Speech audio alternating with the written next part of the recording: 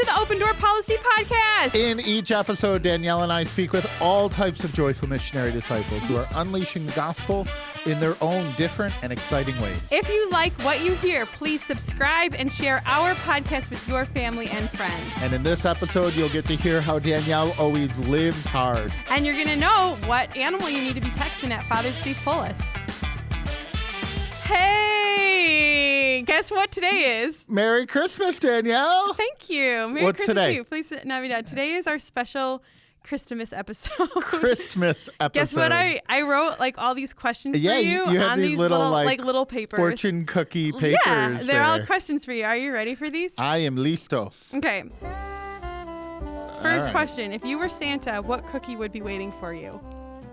If I were Santa, a chocolate chip cookie would be Classic. Do you own a Christmas sweater? I do not. What? Okay. What is your favorite holiday movie? Favorite holiday Like movie? film. I really love like an old movie called The Bishop's Wife. In a nativity scene, which character would you be? I'd be the camel. Okay. That is an animal, but we'll Is that come not back a character? to that. I guess. What is the best holiday side dish? Growing up, we had a relish tray of pickles. Oh. And I loved those pickles we had. So, pickles. What role do you tend to play at family gatherings? Being the priest, I get to lead the prayer. Oh, good. What 3 words best describe the Grinch?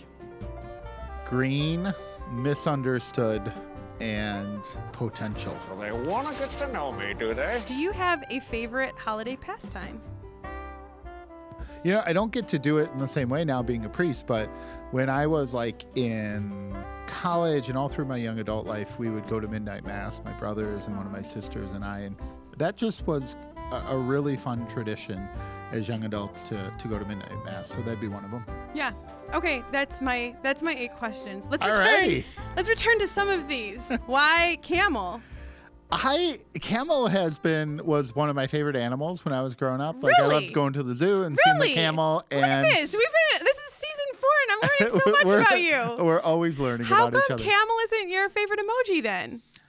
Is there a camel emoji? I thought there was. Anyway. There might be. It's too deep in the scrolling for me to find. Yeah. Okay, so why camel again? You just liked them. I liked it. You know, in the nativity scene we had growing up, it was big.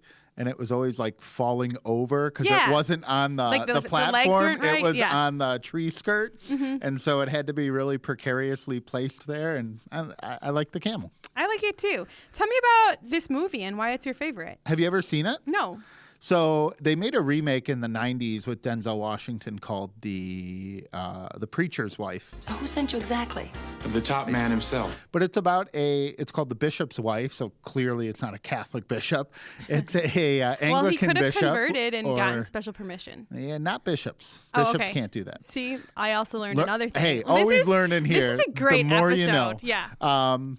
But it's about a bishop who's kind of obsessed with fundraising for this cathedral he wants to build, and the Lord sends him an angel who helps him, spoiler alert, understand the true meaning of Christmas. Oh, wow. And it's through this angel's interacting with this Episcopalian bishop and his wife, and it's just like a great 1940s, 50s Christmas story, and it's not as well known as It's a Wonderful Life. Yeah. So I feel like it's... You just want to give it a shout out? Giving it a shout out, and you don't see it all the time, so it's got a freshness to it that I like.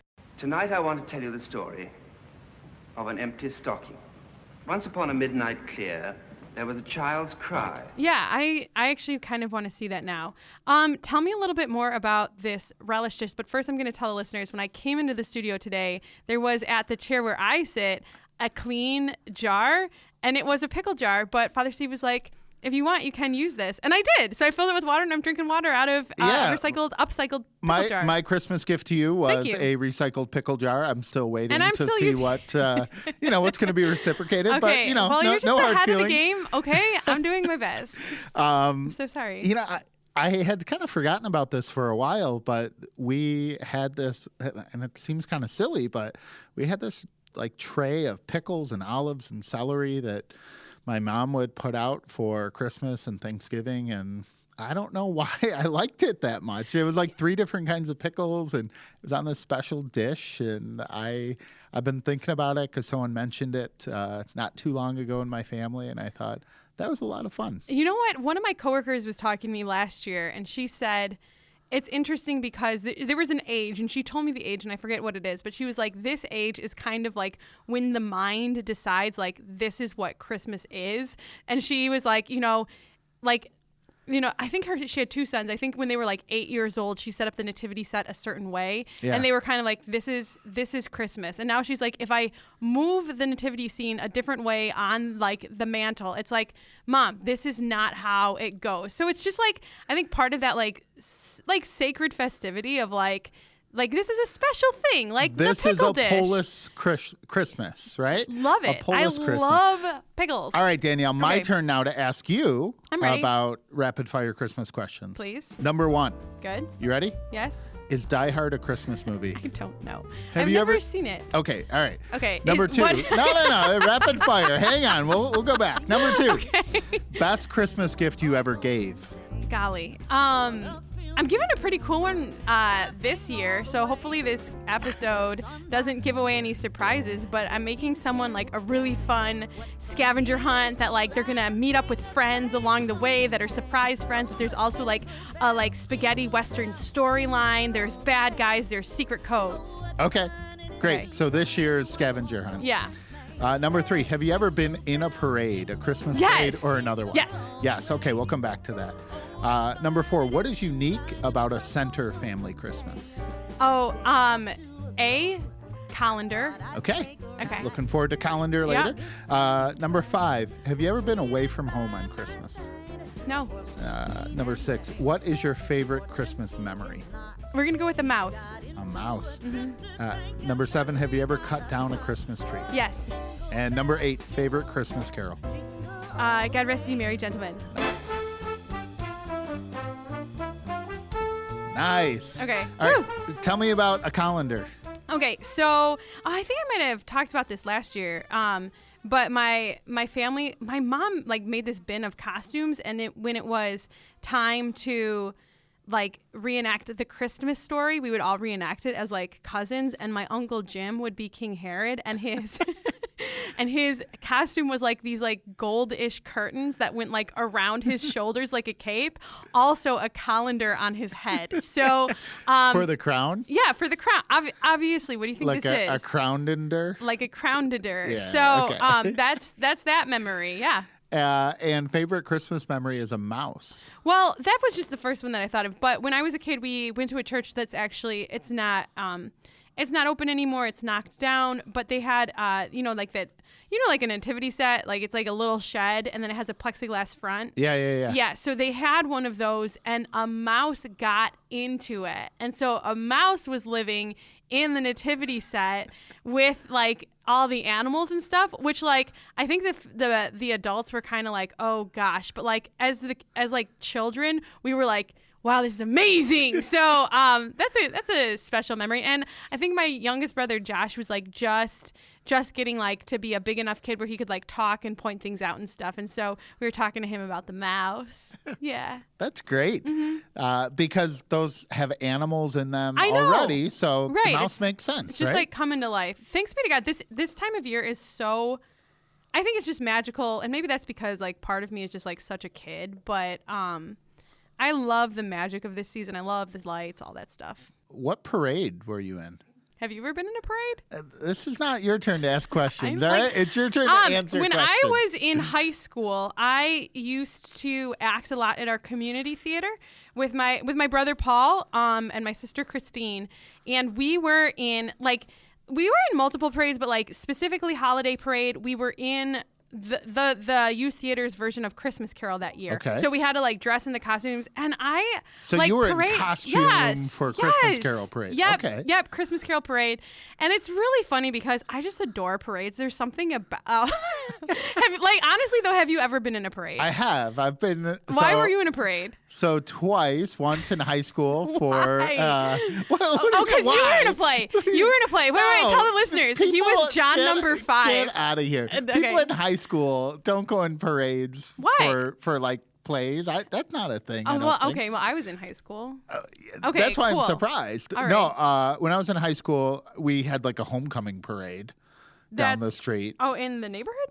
No, down like Ryan Road in Warren. Oh, so it was just like solely the. It was all the homeschooled. floats. I'm sorry. So I don't every know class this. made a float, like a trailer-sized float. Yep. Okay. And those got processed down, and then people who were like homecoming court got Oh. processed down. Were and you so, homecoming court? I don't remember. Yes, you do. Tell me. Tell me. Oh my gosh. Okay, So- we're gonna call so your that, sister. that one time, and then the second time I was working on a political campaign in college. Okay. And we were in the parade, like throwing candy out to people wearing a T-shirt that said "Vote for whoever." I'm a parade expert, is what I'm finding out now. We should be in a parade, just like as open door Open door policy. policy. Like no one knows what we are. Dear listeners, does anyone have a convertible? You have to drive it. We'll sit on the back. For the Thanksgiving Day parade, like right behind the big Solanus Casey. Oh yeah. Kind of blow up. Big head. Yeah, that sounds good. Is there anything that you're like really looking forward to this Christmas season, or like really, really inspiring you? Yeah, that's a great question. Being a priest, I get to see a lot of the light of the world, but also a lot of the darkness at times too. And Christmas is this time of great hope, of that even the day is getting brighter, right? Because it's right around the winter solstice. And Christ coming into the world. I always think about Christmas being a time when God's love is made for us human, right? Tangible. God became man, and he becomes man in a little baby, which is like even the hardest heart can be softened at the love of a little child, a newborn baby. And so I just think about that this Christmas. I think about these kind of blessings in my own life, how God's worked in my life this year, and the people that I've grown closer to and seen grow closer to the Lord, and kind of additions to our family. My brother and his wife had adopted twins this year, and so like celebrating that blessing this year. So I'd say those are some of the things I am most joyful for and looking forward to this Christmas. Yeah. What about you, Danielle? I think that I've just been like playing within my mind is John the Baptist. Have you ever like just I've heard of him, yeah. Yeah, have you heard of him? Yeah. Well, yeah. They read a reading about him like the second week of Advent, I want to say. Anyways, did you have a homily that day? Tell me didn't. later. Oh, No. okay. No. Anyway, this is the thing about him that I just love, and you maybe have more insights. Like, did he have to like wrestle with the weird that God called him to? Like, was he actually like the class introvert, and God was like, listen, desert, camel hair, locusts, or was he like already, was he just like, did he have that fire just naturally, and was he like, this is what I'm doing, goodbye forever? And we really don't know. Like, he had to send his disciples to Jesus and be like, question, Right. are you the guy? Yes, no, yes, no. Yeah, So like when he was in prison, right? Right. Saying like, hey, I'm out here kind of like laying my life down for the truth. Like, are you the one I should send them to? I know. So, yeah, there's a lot of enigma, a lot of like unanswered questions about John the Baptist's life and about his mission, right? Which I think speaks to all of us about God doesn't always hit us over the head with what we need to do now, and certainly what we need to do in the future. He leads us by he leads us by a life of faith.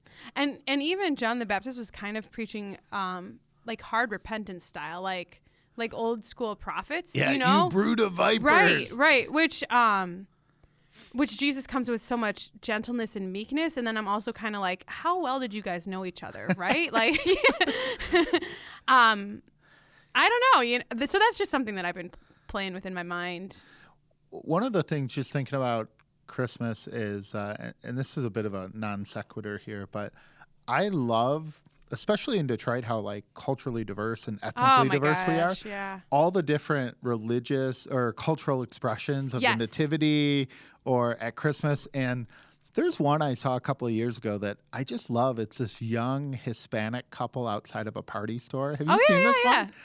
An art piece. Yeah. Yes. So it's two-dimensional. It's an illustration. Mm-hmm. Yeah. But it's just like it brings the reality of what Mary and Joseph must have been going through in first century Palestine to 21st century wherever in America, right? This young couple who doesn't know where to stay. And it's a modern context, but I feel like sometimes art, and especially around Christmas, there's a lot of beautiful art or unique art, can open my eyes to see the mystery of Christmas a little bit differently and in a new light. Yeah, especially because the Christmas story is so ubiquitous, right? So, like you hear it. Yeah, but then like I know exactly the illustration that you're talking of, and it's like the reality of that story.